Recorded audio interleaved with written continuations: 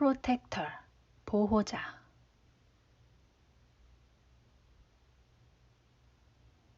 내가 산을 향하여 눈을 들리라. 나의 도움이 어디서 올꼬? 나의 도움이 천지를 지으신 여호와에게서로다.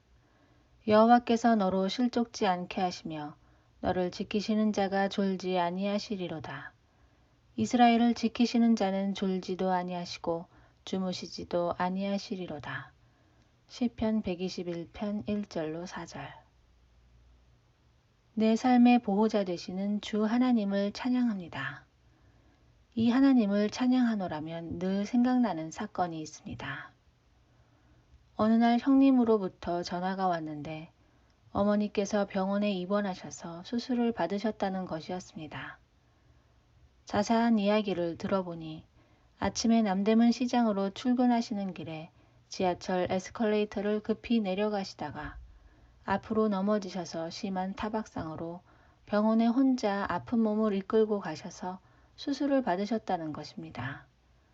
종아리가 찢어져 여러 바늘을 꿰매셔야 했던 다소 큰 수술이었습니다. 바로 어머니께 전화를 걸어 성인이 된 다 큰 두 아들이 버젓이 있는데 왜 연락도 안 하시고 혼자 무리하게 수술을 받으셨냐고 속이 상해서 나무라듯 말씀드렸더니 두 아들 걱정시키실까봐 직장일도 바쁜데 번거로울까봐 그랬다고 말도 안 되는 이유로 둘러대셨습니다. 그러면서 싱글벙글 웃으시며 수술 과정에서 경험한 하나님을 신나게 간증해 주셨습니다. 수술하기 전 간호사가 보호자를 연락해서 불러오라고 했는데 어머니께서는 하나님이 내 보호자요 라고 하셨다고 합니다. 간호사는 어이없는 표정으로 다시 보호자가 꼭 있어야 수술 들어갈 수 있다고 거듭 이야기를 했더니 어머니께서는 하나님께서 다 책임지시니 아무 걱정 말고 빨리 수술이나 하라고 오히려 간호사를 다그치며 재촉하셨다고 합니다.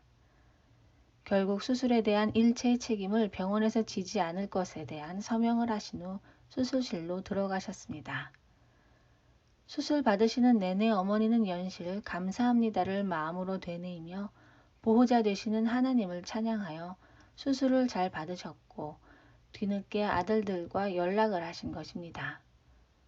그날 밤 어머님 입원실 침대 곁에서 하룻밤을 지새우며 많은 생각을 했습니다. 유교 집안에서 태어나 대학 시절 처음으로 복음을 듣고 예수님을 따르게 되었을 때 믿지 않는 가족들을 뒤로 하고 앞만 보고 달려가던 시절이 주마등처럼 지나갔습니다.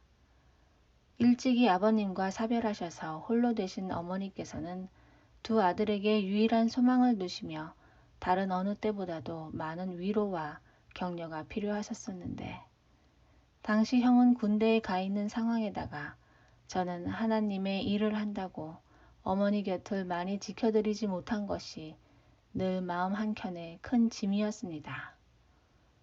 내가 어머니를 사랑하는 것보다 더 어머니를 사랑해 주시는 주님께서 어머니를 지켜 보호해 주시도록 어머니를 주님께 맡기는 기도를 많이 했던 기억이 납니다.